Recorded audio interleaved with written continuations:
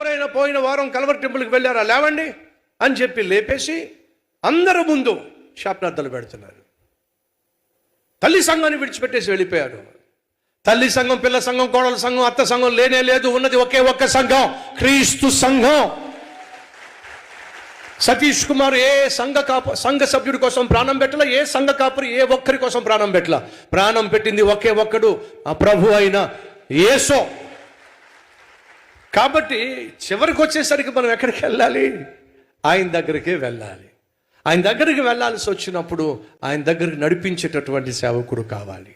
అలాంటి సేవకుడు దొరికినప్పుడు ఖచ్చితంగా ఆ సేవకుడు అందించే బోధలు వినడానికి వెళ్ళాలి.